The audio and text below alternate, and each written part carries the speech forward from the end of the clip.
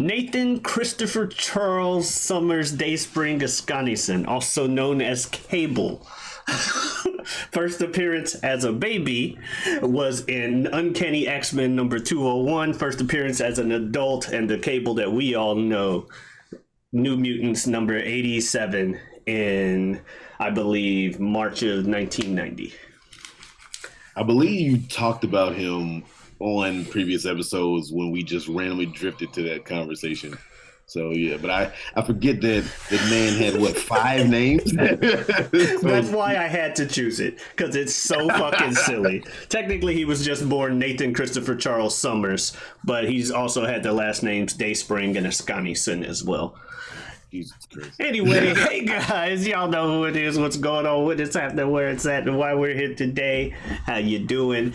It is I, the sublimely magnificent big ugly himself, Omari Ellis, feogrande on YouTube, back with another episode of the Whatever We Want podcast. And as usual, I am joined by my co-host, one of my best friends in the world, the rapper, the legend, the actor, Superjaz. Who's the guy you talking about? Oh, you talking about me? Okay. Well, the guy who's also sometimes referred to as Pete on this show. As he said, yes, I go by the name of Superjaz, or you could call me Jazz, SJJT, whatever you want, what have you, and the like. And as he said, this is the Whatever We Want podcast, where we do just that. We talk about whatever we want. We do not leave this conversation. This conversation leads us, and we let these chips fall where they may. Every Wednesday. And this Wednesday, we are joined by a guest that you guys should be familiar with by now. Another one of my best friends in the world. My co-host from This Guy Hasn't Seen, El Director himself, Bill Smith. Hey, what's going on? It's Bill Smith, William Smith, never will. Please. Thank you. Never will. Yeah, yeah, that's a good point. I remember that. I'll do William, Billy. Never will. I'll even take Willie over Will. Keep that name out of your fucking mouth. So, but yes, this is the Whatever We Want podcast every week, and like you said, talk about that, just what we want. Now, speaking of what I want to get talked about right away, and I know that other people are anticipated, including our guests, because there have been talks back and forth about, the status of a particular movie. I believe it's called The Greatest Showman, where some people enjoy it, some people do not. Sirs. Some people do not. Well, one sir has a better track record with movie taste than the other. But nonetheless, we're going to go ahead. Could that be going to is the question. I'm pretty sure we're referring to. I'm gonna take it how I want to take it. Anyway, go ahead. Either way, no. Before I go too tangential on that, we're gonna talk about You mentioned something about there being a wager. Tangential. You made that shit work. Oh, I'm sorry. Anyway, before I go off on a tangent. No, please. I'm sorry. Tangential. You mentioned. Wager, because you were so appalled and abhorred by our opinion of this movie that a wager came to mind that we've been wondering about for a couple weeks now. I'm loving your thesaurus of vocabulary on this episode. I'm pretty sure appalled and abhorred are actual words. Maybe not tangent. No, they are. They are. I'm saying I'm loving that you're going through this smorgasbord and plethora of dialogue. I'm enjoying you. Shit, I love it. I love it. The words taste so delicious on my mouth as they leave my tongue. Anyway. See, now it's been built up so much that we'll see. But okay. So, as my dude said, yes. A certain someone in particular, and now we are here face to face, said that The Greatest Showman was not just not good, but then proceeded to go in. First of all, check out This Guy Hasn't Seen on feogrande, feogrande. Great show. Check it out with these two dudes. I was just on an episode with them that y'all seen a little bit, however many down the line. But that being said, check it out. Love it. But just because I love the show doesn't mean I have to love everything they say on there. And one thing I didn't like on the show, first off,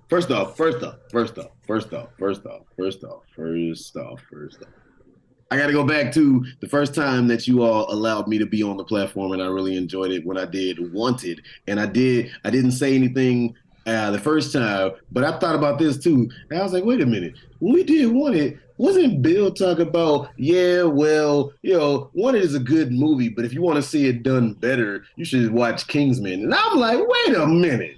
Kingsman was good. I went soft on you on Wanted. Kingsman was good. Soft. Kingsman was good. But Wanted was good too. So can't just Kingsman be Kingsman and Wanted be Wanted and not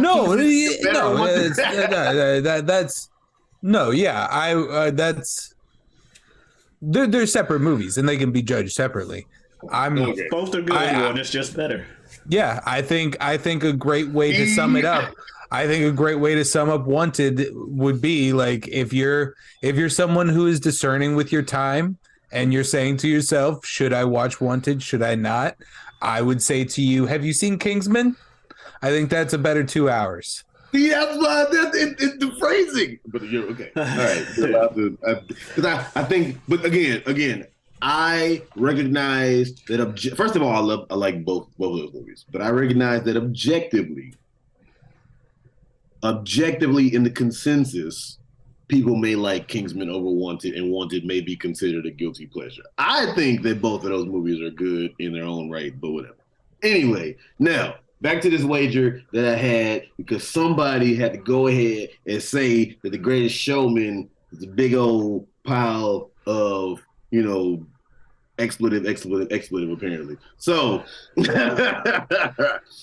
I have not seen The Greatest Showman since it came out, and I saw it in theaters back in probably 2016, 17, right? So the idea that I had for what we can do, and it can be done over Zoom, and it can be done over all this, whatever, when our schedules link up and whatnot. But if you trust my, if you trust me, my thought was that I was going to watch The Greatest Showman at some point, and I will honestly tell you if I think it is a piece of crap or if I think that it is still good and holds up.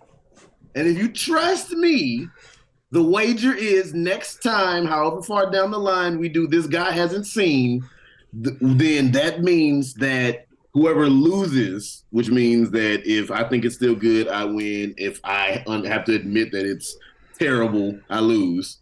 Whoever loses, the other one picks what they believe to be a shitty movie, and that is like we purposely have to watch that for This Guy Hasn't Seen. So he's like, I'm gonna make you watch a shitty ass movie. And then come and review, or we can review it on whatever we want. I'm always down for watching shitty movies. That's the thing. I'm always down for watching shitty movies, especially intentionally shitty movies. Or we can. I don't love that wager because I don't trust your taste. That's why I was like, if you change your opinion, I don't think your opinion is going to change because you enjoyed it the first time. I mean, I don't. There's. Also, wait. So to be fair, you're not saying that you don't trust if I'm going to tell the truth or not. No, I don't trust that your opinion will change.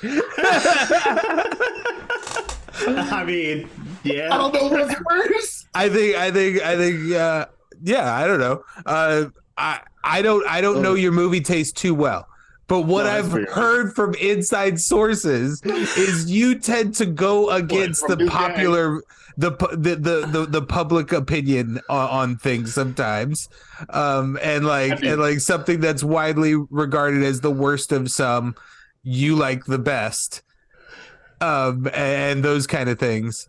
And you would think it would be intentional, but it's not. And so I don't know if it would change at all, Jazz. I do know that I got a guy. I got a source here in an Omari, who I feel like, from what I've learned from Omari prior to in my history of friendship with him, is you sit Omari down and you put something on in front of him, and he's gonna find a way to enjoy it in some way, or be like, or come away from that to, at the very least, to be like, yeah, that was okay. Okay. And to be honest, that's how he left the very first Greatest Showman viewing. That was all right. And then I mentioned some of the things that were pointed out to me as I watched it the second time. Like I did mention, what common complaint I had both times was the audio mixing. Listen. Which, No, he's supposed to be quieter than the Woos, but I should still know what the fuck he's saying. I mean, I saw it in a movie theater. So listen, it's not the worst thing in the world. It's not atrocious. It's just 100 and these are all my opinion. I know I'm not stating facts. It is just all 100%. You about to take a huge not good. Yeah, I'm about to say I've been in the feel middle like, of you two for this one. Like, you know, as I mentioned on the series, I don't remember it too well, but I know I enjoyed Zendaya's performance, and I enjoyed Zac Efron's performance. I did not enjoy Hugh Jackman's performance. I did not enjoy almost 100% of the songs. I did not enjoy almost 100% of the choreography. I felt like the choreography was kind of amateurish 90s boy band kind of shit. Damn. Like 90s boy band. like whenever they're in a group doing their big group bits.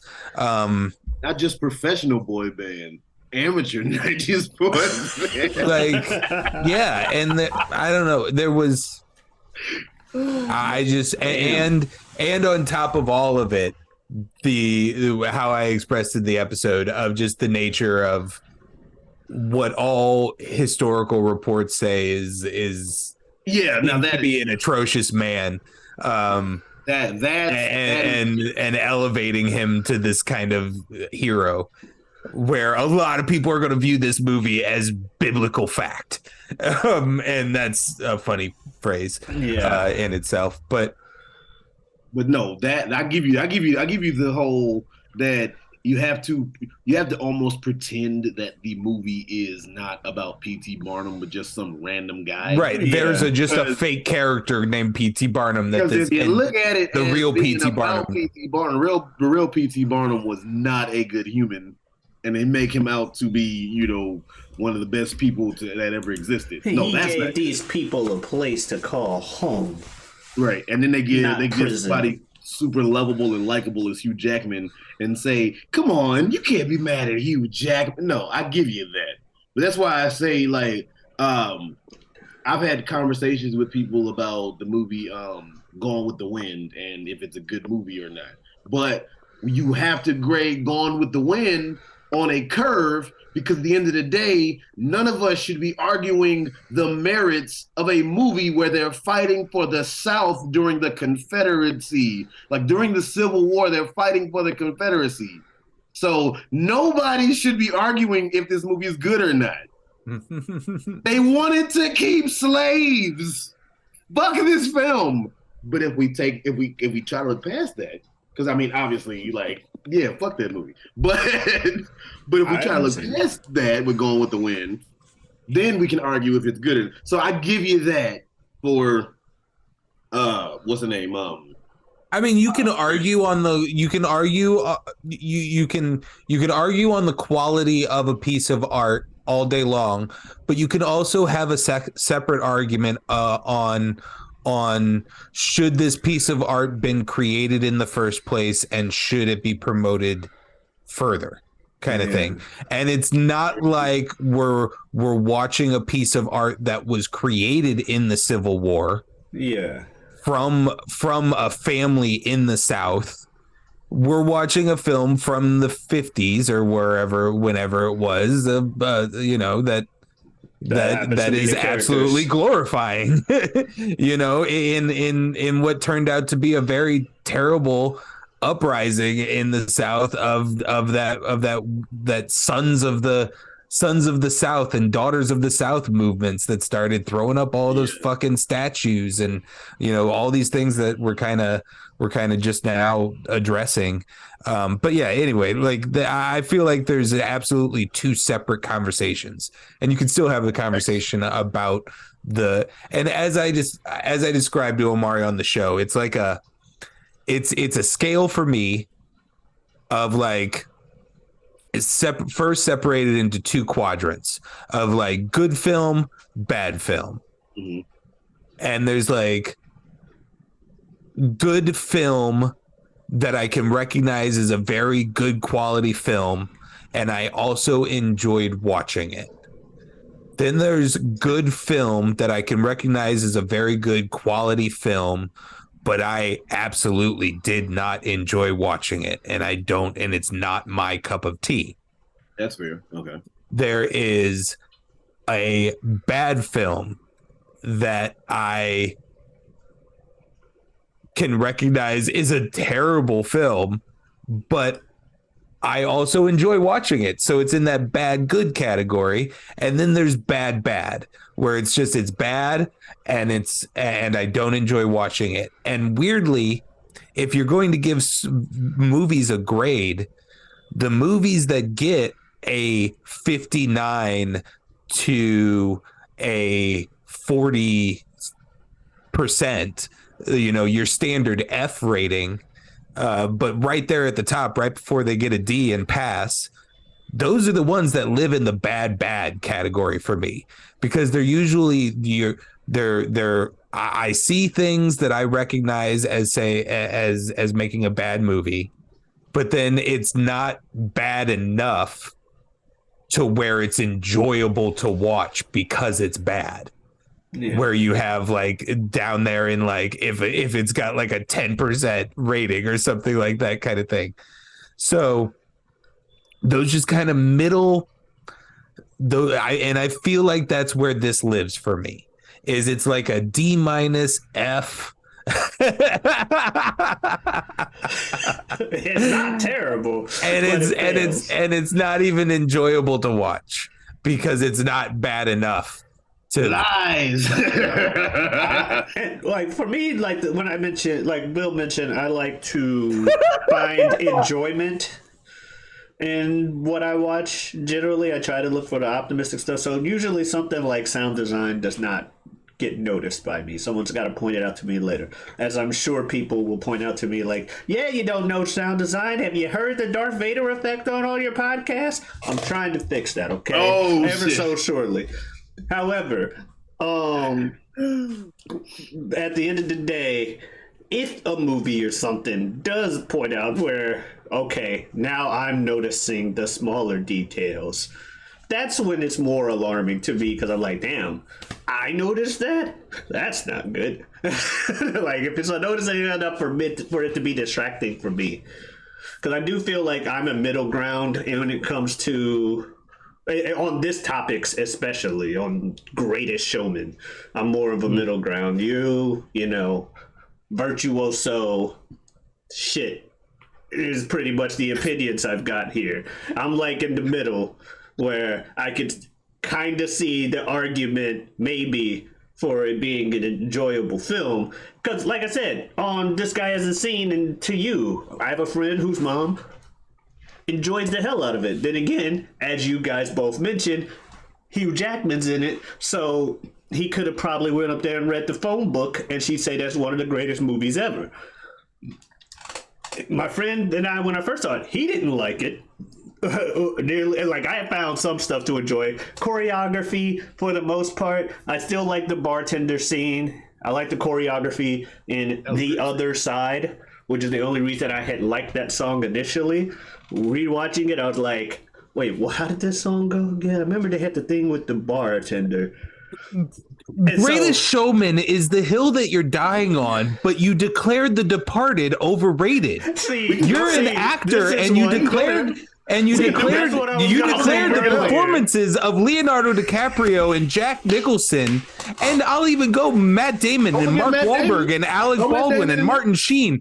You're a male actor and declared all of those performances overrated, and you're gonna die on the hill of Greatest Showman.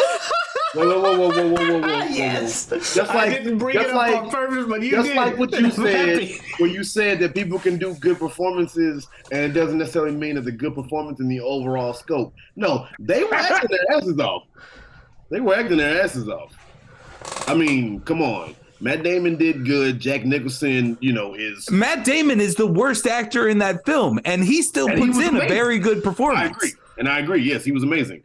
And Jack Nicholson was being cinematic royalty as usual, as well as Leo DiCaprio was again setting aside, letting you know, hey, should have been got an Oscar. Greatest performance of his career. He should have won an Oscar for that film. Performance of his career. Okay. Yeah. Wasn't a bad performance. Greatest of his career. Okay. Yeah, absolutely. Okay. All right. We're dying on some hills. Watch our episode. Watch our episode that this guy hasn't seen. Obviously, you haven't seen it. I think the man did a good performance, greatest of his career. Anyway, but no, I just thought The Departed as a whole. Until Django. I'll give him Django. Bruh, what's eating Gilbert Grape when the man was? I mean, yeah, that's cool, but like that's also a whole what's eating specific. Gilbert Grape was cool. No, I know, but like playing that is also a whole other thing. Like I don't know, like that's when you have that. When you play someone with like mental ailment or whatever you mean. Yeah, I just anytime when you have that like The Departed is baked in subtlety, and that's why like anytime you have that big of a thing to be able to do, you even when you're doing it well, I'm absolutely respecting you, but I'm not in the camp who's going to throw you an Oscar nod for those, even though they standardly get them. Cuba Gooding Jr. did amazing when he had to do mentally radio. Yeah, no, radio. No, they're all doing because you can do it very badly, and I respect the folks that do it well.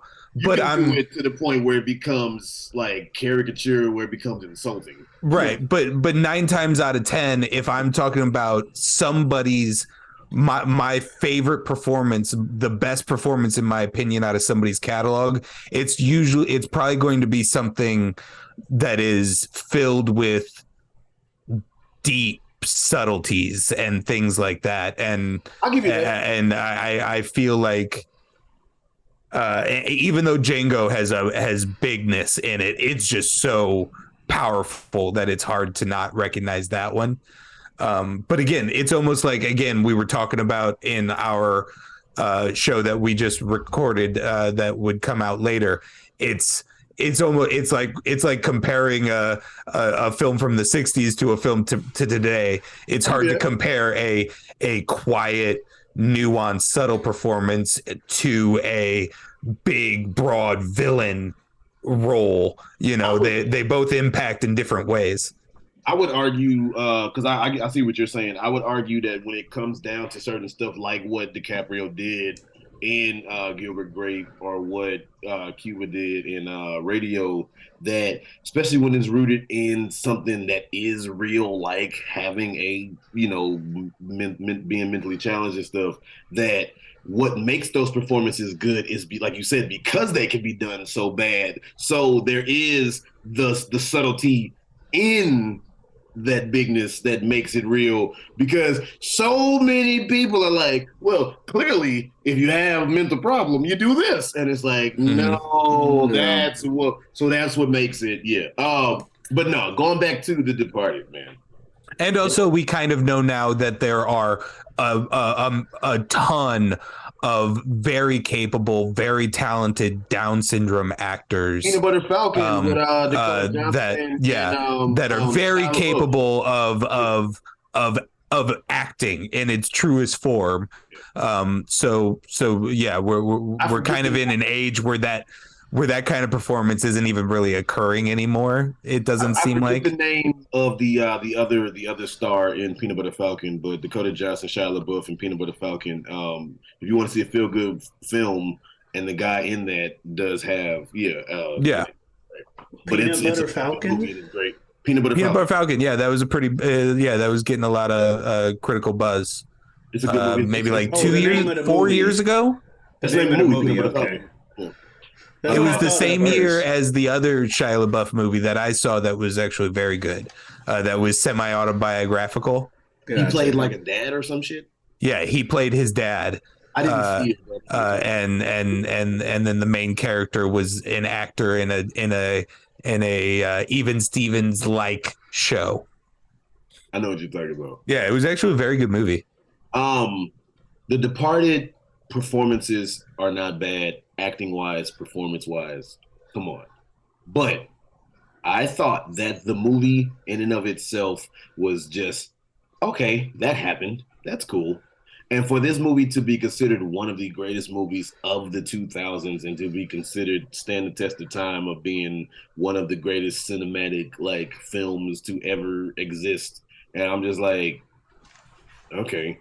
And then the end. Do you remember on The Simpsons, there's one part in The Simpsons where everybody keeps kind of like jumping back in time and saying, I'm warning you of the future. You have to leave your weapons. I'm warning you of this. And at one point, he shoots him and says, what is this, open mic night? And keeps shooting him. The end of the Departed is like, I'm going to shoot you. Now I'm going to shoot you. Now I'm going to shoot you. Come to find out, I haven't. Oh, we're shooting ever. It's like, okay, y'all.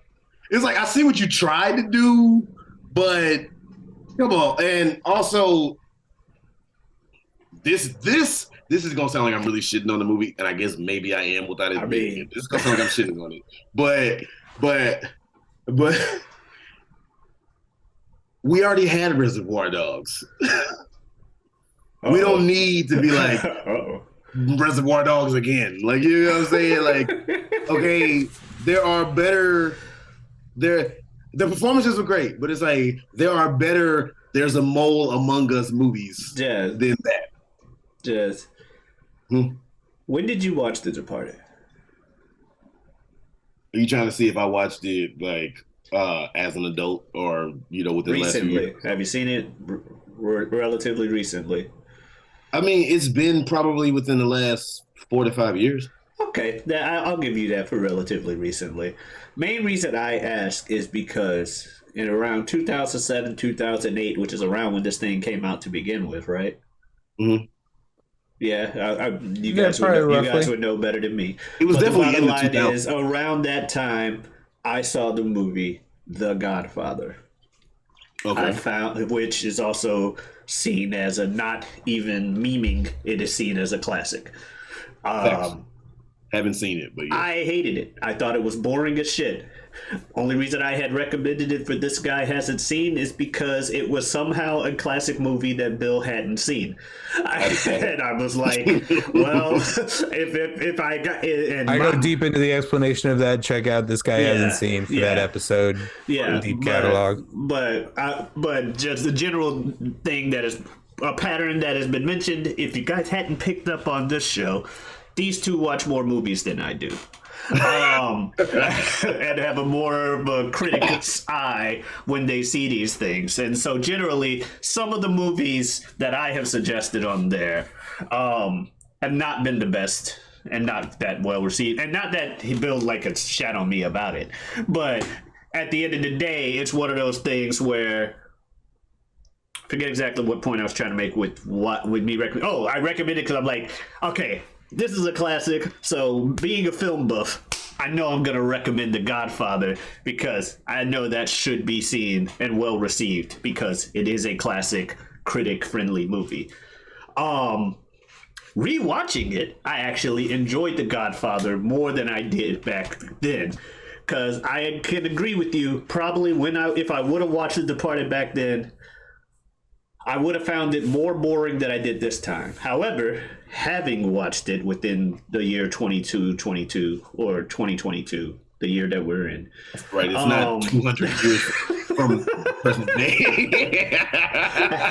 having watched it this year, I actually really enjoyed The Godfather. I also saw The Departed this year, and I actually really enjoyed it. I feel like while you can say the mole amongst us thing happens often, and before we get into the whole like, wow, Reservoir Dogs, really?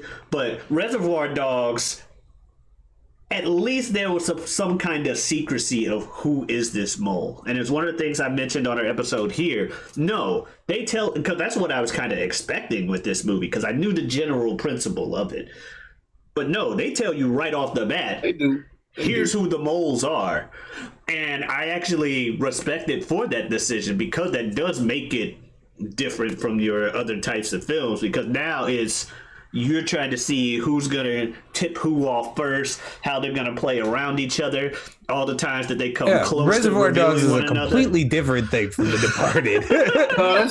Even though there's a mole aspect to it, Reservoir Dogs is closer to Wait Until Dark than it is to The Departed. Because the entire thing happens in basically one room, other than the diner scene and running on the street scenes. And then The Departed is a movie that takes place over like 3 years, 5 years, I don't think that. I just think that The Departed. I can understand not loving the ending, but the film is built on its acting performances, and acknowledging that all of those are good. And then calling the movie overrated is, I mean, that is a style of movie that is like, this is about, we're going to set the camera down and we're going to let this fucking actor just like do this crazy fucking monologue. You can have amazing performances and have a bad story. I think the story was just okay. Okay. I thought that the performance, I mean, come on, it's Jack Nicholson. You're not going to get a bad performance out of Jack Nicholson. It's Leo DiCaprio. You're not going to get a bad performance out of Leo DiCaprio. It's Matt Damon. You're not going to get a bad performance out of Matt Damon. They all did what they were supposed to do. I just thought the story was okay. So in the terms of dramas, like Oscar Beatty dramas, the story was not up to snuff. But in terms of pop cultural musicals, the songs and dance numbers in Greatest Showman were absolutely up grade A, and the story and plot for a pop culture musical, grade A. Okay, I just want to know that's where we're living. These thumbs? Do you see these thumbs? Yeah, no, I see them. I see them. I see them thumbs. Pointed skyward, my friend. They are pointed skyward. I don't know. I've been called a contrarian before, but the funniest thing is, I mean, your favorite movie all the time is that Broly Dragon Ball movie, right? Yeah, Bio Broly. That's the greatest film of all time in your opinion?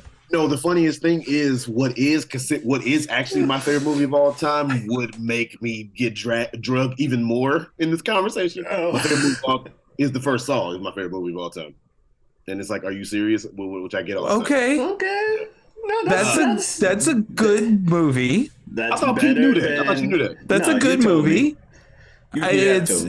So it tells me that you like horror. I don't like horror. I love twist endings. Okay. Twist endings. Got it.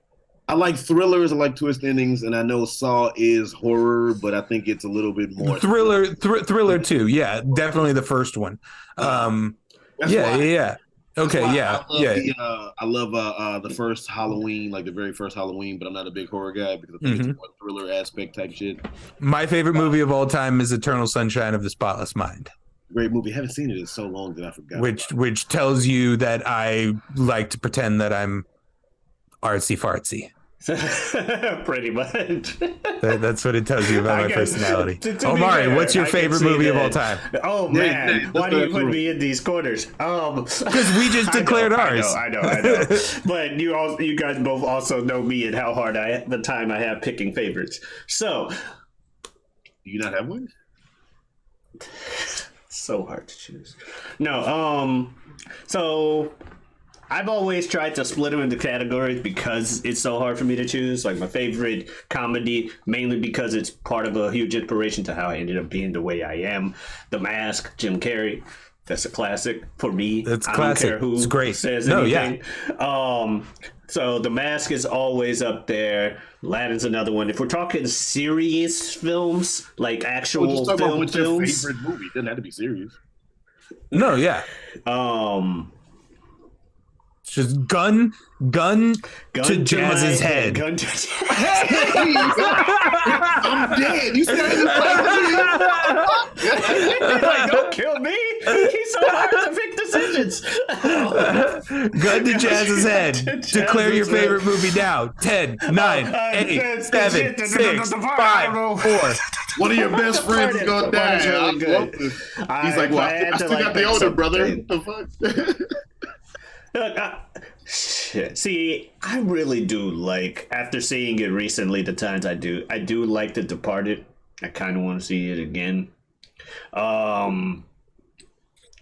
That's up there for me. I'm not gonna say it is. Oh, God damn, Eternal Sunshine's better as well. I would watch. Well, I have seen Eternal Sunshine more times than I've seen. What you call it? Departed. Right, but now you're just trying too hard. If we're honest, more times than then. Yeah, and Fight Club. Also, okay, that was also introduced to me in psychology class alongside Eternal Sunshine. And I think but at the end of the day, is it really always... The Mask? The Mask would beat any of them. I guess you don't have to. Yeah, it can be a comedy. Absolutely. Your favorite movie of all time. You don't have to be like, oh, I gotta have one. His is a body horror thriller. Dude, my favorite movie of all time is a movie that most people would and would look at me and be like, really? But I enjoy it. At least it's not a bad movie. At least it's a good one. At least it's not the greatest show. Depending on fuck you. But depending on who you ask, a lot of people would like say that it is a bad movie. People have said really the first song. My second favorite movie of all time, which is a close. The first High School Musical is better than The Greatest Showman. First high school musical, probably the second one is more goated. First high school musical is goated, but the second one is good. The second one is probably a little bit better. Anyway, which one had no, I mean I'm not. You didn't disagree with me.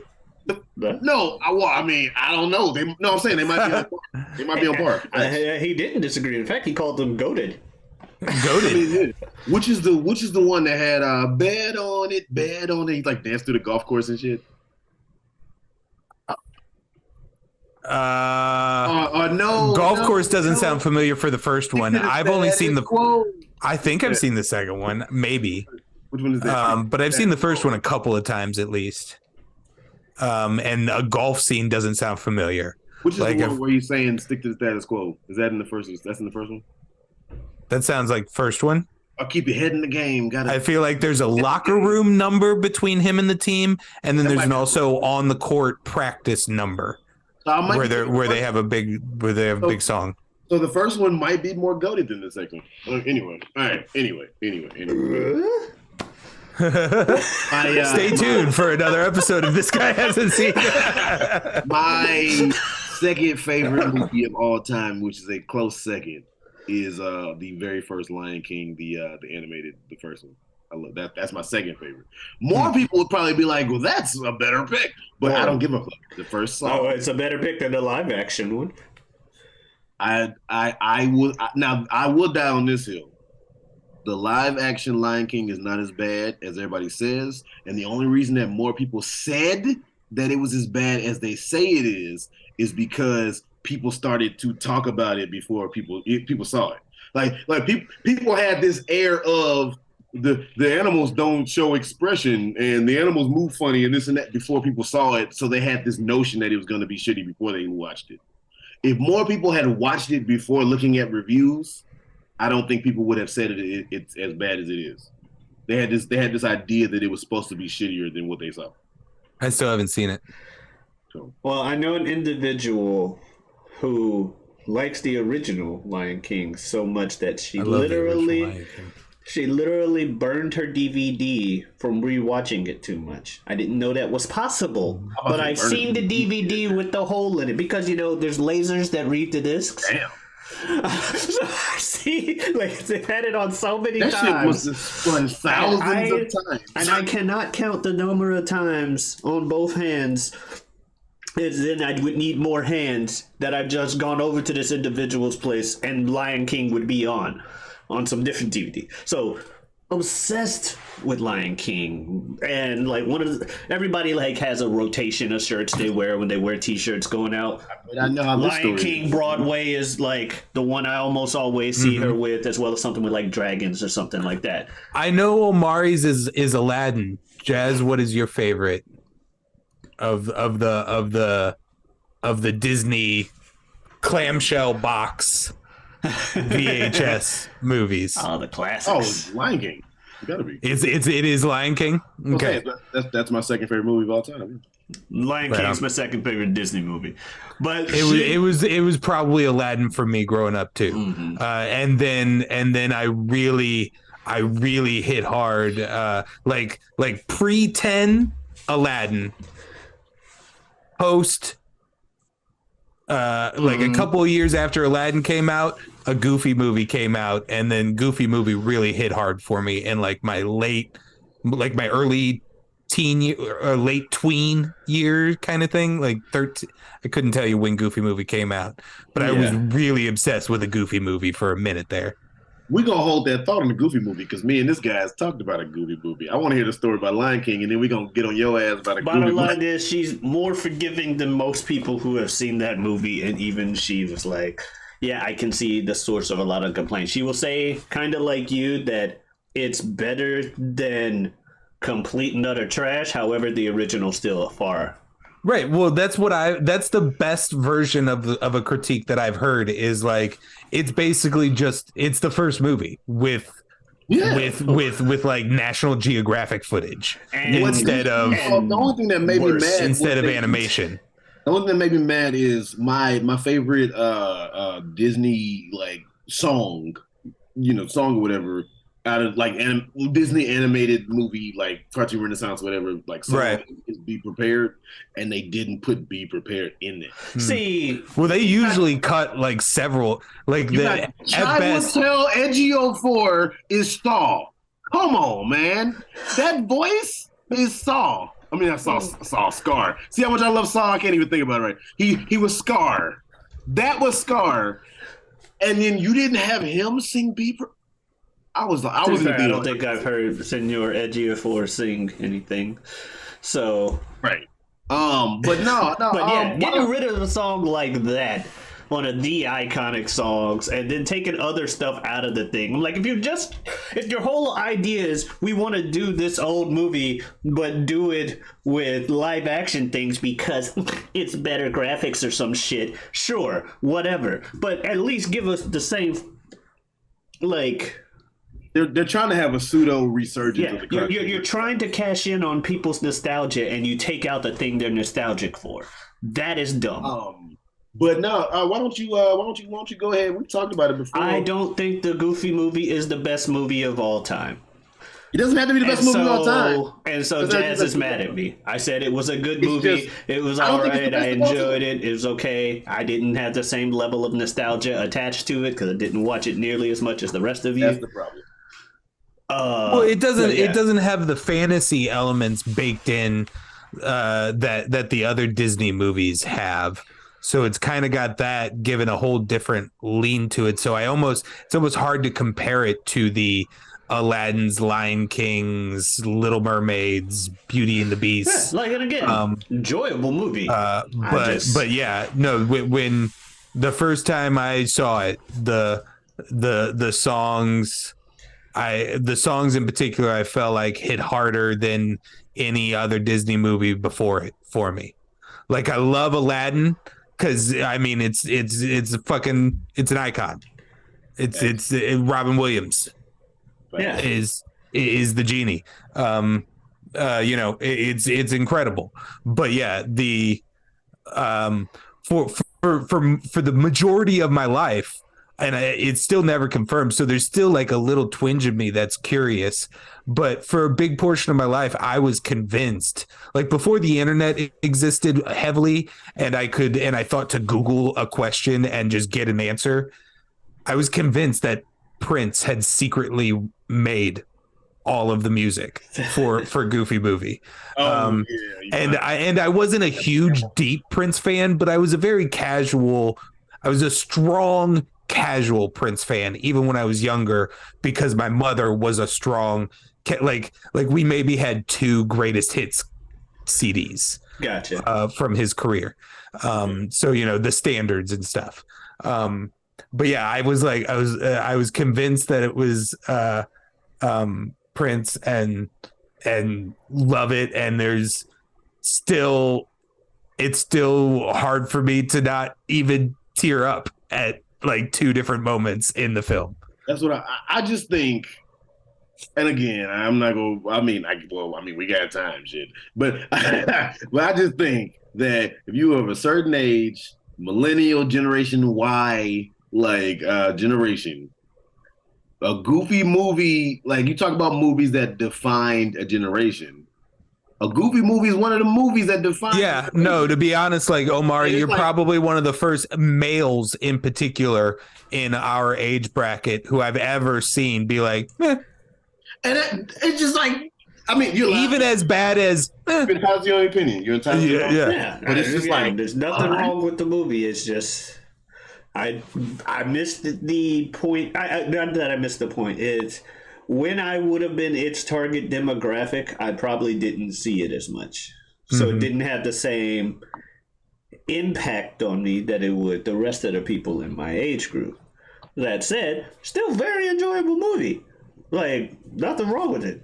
But I would be lying if I said that me personally, I had the same memory of the songs in the movie and all of this in there, because I don't. I'm like, yes, the great songs. I know there was the one with Powerline at the end that everyone talks about, because Powerline, it's got the suit and everything. There's 2 Powerline songs. Tevin Campbell is the one singing them, actually. Right? Yeah, fair. Yeah. But Can we talk? Yeah, for a minute. Tevin Campbell. Yeah. That's from Goofy Way?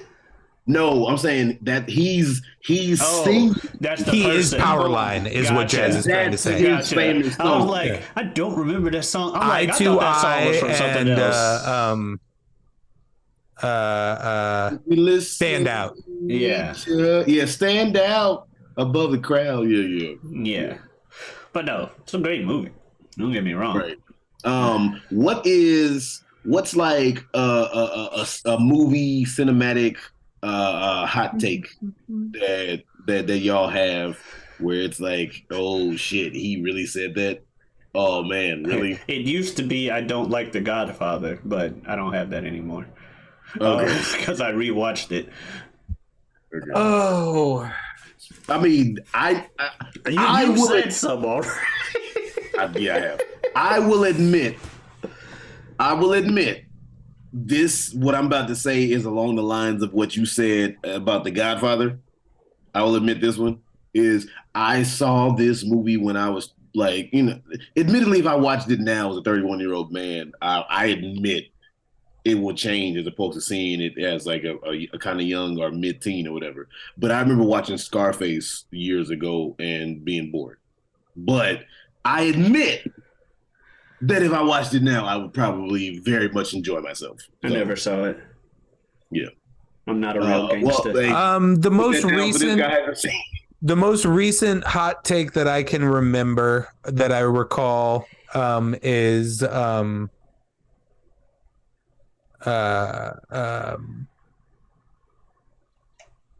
didn't really care for Once Upon a Time in Hollywood.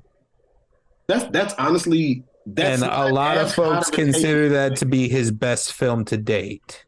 That's not as hot of a take as you would think. It was in the moment, as it was new. Okay. I felt a lot of pushback against it.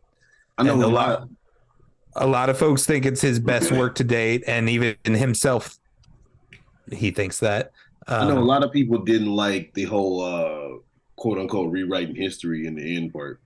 Like I know some people didn't like they didn't appreciate that from what I saw. Oh, he did that in Inglorious Bastards too. So I feel like that's just kind of his. That's going to be one of his touches now. You ready for this? I got one for you whenever you finish. Yeah. No, that's the most recent one that I can think of. Go for it. You want to talk about a recent one? I may have one more recent than this, but a movie came out 5 years ago. I may have one more recent than this if I think, but as of right now, I am one of 3 people that I know that did not like Get Out. I just Jordan Peele's Get Out. I think that movie was. I think it's pretty overrated, and it's okay. I understand why people like it, and I respect it for what it does, especially being a black man. This, that. But I do think there were some movies that did that a little bit better than what he did. Obviously, this is a modern audience, and what he did for 2017 crowd, as opposed to movies probably 10, 15, 20 years earlier. But I just thought that the script of Get Out and Get Out in and of itself was okay.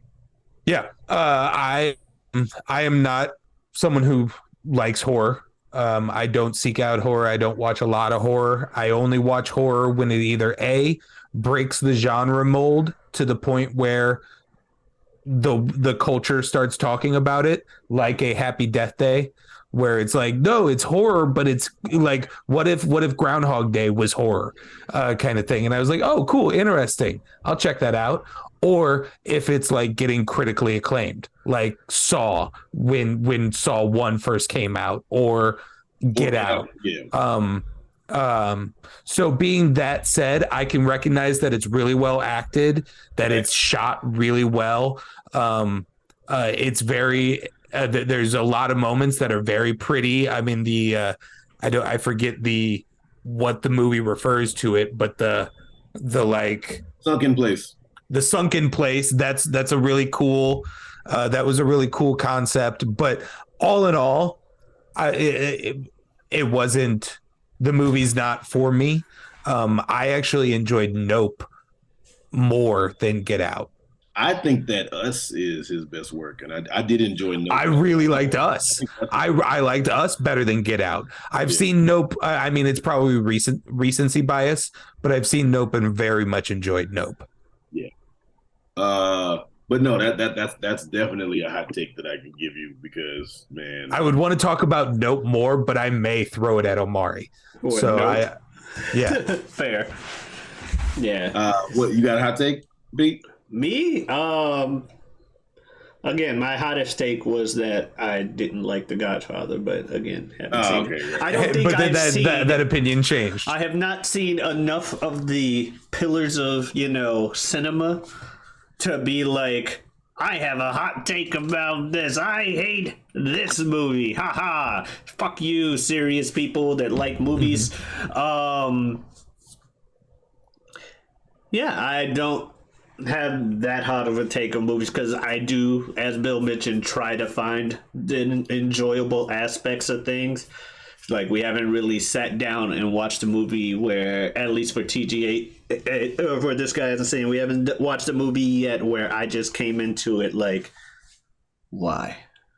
I got another one for you. Go ahead. You have plenty. That's why that's the perfect question for you. Go right ahead.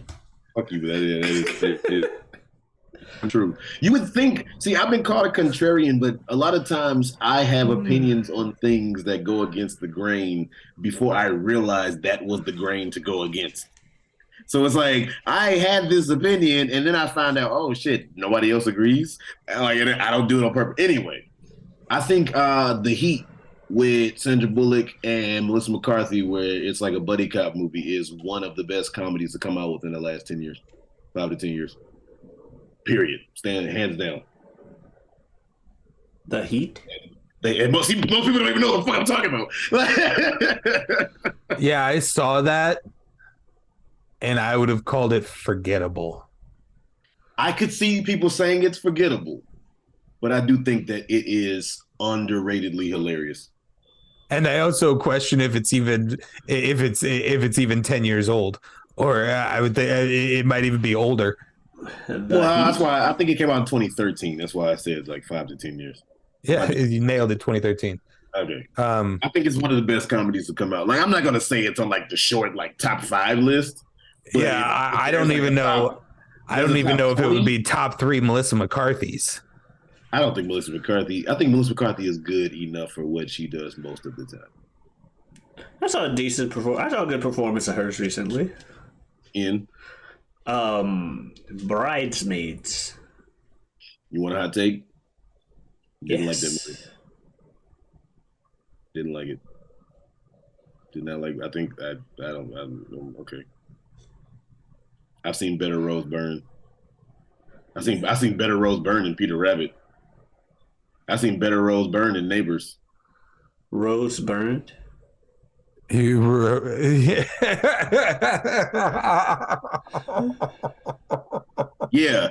See, I should have led with Neighbors because Neighbors would be more on par with that. But I said Peter Rabbit first because I think Peter Rabbit was a better just. I never saw Peter Rabbit. No, and in Neighbors, Rose Byrne is having a lot of fun and doing a lot of good work. But Rose Byrne in Bridesmaids is an incredible character that is entirely coming out of Rose Byrne. And for you to say that it is not her the peak of Rose Byrne performances. Wait. Who? Which one was Rose Byrne? She was Helen. Oh, okay. I don't think Bridesmaids is that funny. That's cool. But I mean, I also, if we're gonna go down, we're gonna go down the comedies that people loved. Where are we at time wise? We're basically there. We're at guest episode, so. But I was gonna say, if we're gonna go down the list of some comedies that people loved within the last 5 to 10 years, that I was just like, really, Ted, 21 Jump Street. It's okay. Anchorman, did not like either of those. What was the third one? Anchorman? Ted, 21 Jump Street, and Anchorman. Anchorman's a lot older than the other two that you just named. Yeah. Oh, okay. Anchorman came out when I was in high school. Yeah. Oh shit. Okay. Well, and that's why I disagree with your statement about Anchorman. Those are 3 laugh out loud comedies that I didn't really laugh too much at all. I fucking loved Anchorman. I will agree with you on that one. I loved Anchorman. I think it's a product. I think comedies are always a product of the time that they were made. It's hard for a comedy to live on. Yeah. And I'm not. I would agree with you. I'm not a big fan of most comedies that come out today are just kind of okay. I agree. But I mean, you can't even say I don't like the whole stupid, slapsticky, like I'm a dumbass comedy because I loved Zoolander. So I loved Airplane. I loved Don't Be a Menace to South Central while drinking juice in the hood type shit. But I just thought Anchorman was just like, this is really. Yeah. And then 21 Jump Street was not funny to me. I can't say a lot of things about your opinions, Jazz. It's one of the things I've always mentioned, like, because you mentioned, like, you'll go out here and be like, The Departed was a subpar movie compared to, like, Wait After Dark.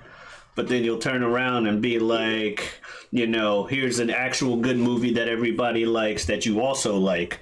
And then you'll turn around and be like, Anchorman was shit, but, this other movie was great. And it's just like, I don't know where you're coming from in your opinion. So that's why I'm always interested in just what your opinion is on things. Because I don't like the consensus, but then I do. Yeah, it's hard to predict. I can't just predict that. Because to be fair, I don't know if we've covered this detail. I mean, I think we covered it in the original episode of This Guy Hasn't Seen, but The Greatest Showman was a popular movie. It made a lot of money. Yeah. A lot of people liked it, but that's because the general public is stupid. Yeah. That is true. I have often used my being part of the genuine your general public and having my opinions align with theirs to excuse a lot of my dumb opinions on movies and media. So it's not exactly wrong. So I will agree that generally the general populace does not necessarily know what is good or bad. They know. No, yeah. They see bright colors in songs. And that's why I say, but compared to you two, I'm the closest to that. Zendaya in a leotard. Wolverine. That's what the general public sees. Yeah.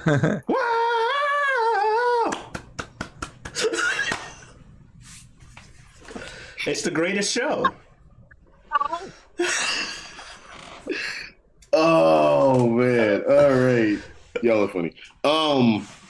Well, I guess the built up wager, would not be a thing, but it's all good because it's got to find some other thing to wager on and have that be the punishment nonetheless. Well, no, but I messaged Omari on the side and I was like, if this man's wager involves me watching The Greatest Showman again, I'm gonna tell him to go fuck himself. I remember that. To be fair, I appreciate that you said it wasn't that you didn't trust me to tell the truth. You say you don't trust my taste. Yeah. I'm not gonna lie, I was the same way. I'm like, Jazz will probably tell the truth, but he also could just easily come back. Yeah, I don't know what you're talking about. This scene for real though? No, you can't look me in the eye and tell me that you did not like Zendaya in the scene where she did the thing. And I'm like, yeah, but the rest of the movie though. We may have to do a follow up somewhere down the line, not on this guy's scene, but on whatever we want. Well, I will watch The Greatest Showman, and I will be with Bill as a guest, and I will give my honest assessment. And if I genuinely fucking was like, yeah, this shit was ass, then I will tell the truth. But if I sit up here and I praise the movie for an hour plus, then it is what it is. It's just on brand at that point. But I'm always down to watch a shitty movie for shitty sake. Like I follow a shout out to a podcast I follow called How Did This Get Made, where it's three comedians and they'll watch a intentionally bad movie and just kind of joke about it, riff about it, and it's a lot of fun. And I love using that as a guide to kind of watch the ridiculous movie, the apartment movies of the world, or the room movies. Sorry, I always say the only thing worse than bad is boring, because at least with bad you give a fuck. Yeah. So yeah, such as X-Men Dark Phoenix, boring as fuck. You know, that's what happened to me in The Greatest Showman. About 50-60% of the way through, I say out loud while turning to my wife on the other side of the room, "Is this terrible?" And then she goes, "This is the greatest show." That's kind of. I mean, granted, I am bachelor, but that's kind of how I felt watching it by myself some years ago when I saw Step Brothers. But all that being said, I can't make it through. Step Brothers is not funny to me. Again, comedy is like that is so specific. It's hard to be. Like, and especially those kind of comedies, like a Will Ferrell, or like you gotta love Will Ferrell, or you gotta love Jim Carrey to even have a second step to even have a step into Dumb and Dumber or The Mask or Ace Ventura. Like you got to be all in on Jim Carrey. I mean, this guy knows how I feel about. But I mean, maybe if I watch it now as I'm older. And I've been acting more, but this guy knows how I feel about 2001: A Snooze Fest, 2001: A Space Odyssey.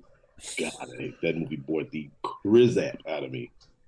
See, I feel like it would bore me too, so I haven't watched it. I mean, yeah, it's a product of a different time. I mean, Yeah. movies were just so much slower then.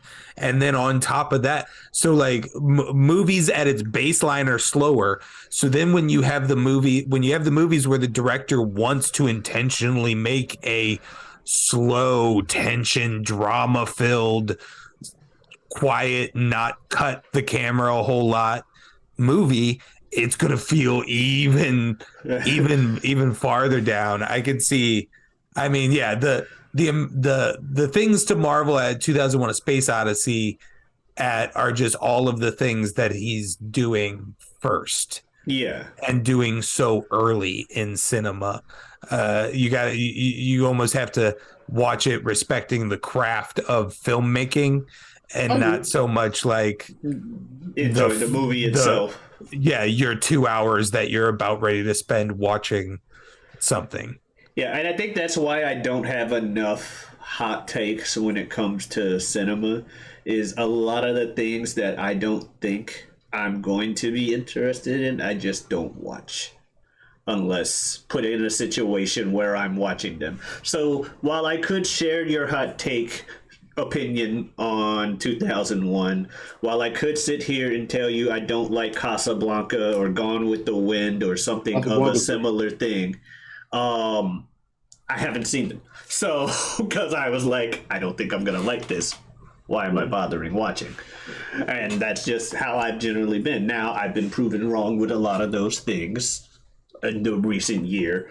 But, yeah, that is the case. Word. Well, speaking of that is the case, and I guess case closed are probably still open. It's gonna stay open. But anyway, all that being said, TBD. Word for real, because we could go on and on and on and on and on and on and on and on and on and on. Such a vibrant thing. Anyway, if you would like to follow us on our respective socials, then you can go ahead and follow yours truly. Anywhere you stream your music, I go by the name of Superjaz, which is spelled Superjaz. You can go ahead and look me up on all music platforms. Look for the album My Secret Identity. You may have to put in the name Superjaz, My Secret Identity, because I'm not so famous yet. Also, you can go ahead and find me on Twitter under the name Superjaz2, which would be Superjaz number 2. And of course, you can find and follow me on Instagram under the name Forever Superjaz. The word forever is spelled correctly. Where can they find you, Pete? You can find me here every week, every Wednesday on the Whatever We Want podcast. You can also find me elsewhere on YouTube under feogrande. That is Feo Grande. It is a channel where I've had a show where we've mentioned numerous times today, and every time I talk about stuff, I mention both shows on both channels. But this guy hasn't seen that I do with my good friend Bill Smith down below. You can also find me elsewhere on Twitter and Twitch at Giotavi. That is Giotavi. Come on in, stop on by. And Bill, you got anything you want to say to people, or got anything shout out you want to make? No. All right. Well, thank you guys so much for watching. We'll catch you guys next week. Oh, and also every first Sunday on this exact same channel with the Whatever We Want podcast, we also, me and this guy Omari, Pete, we have a wrestling podcast, First Sunday Wrestling, where we talk about all things wrestling from the previous month. Indeed. All right. Well, you guys have a good one. Adiosness. I'm supposed to do the sign off. What are we gonna talk about next time? Oops, never mind. Whatever we want, I guess. Not yourself, everybody.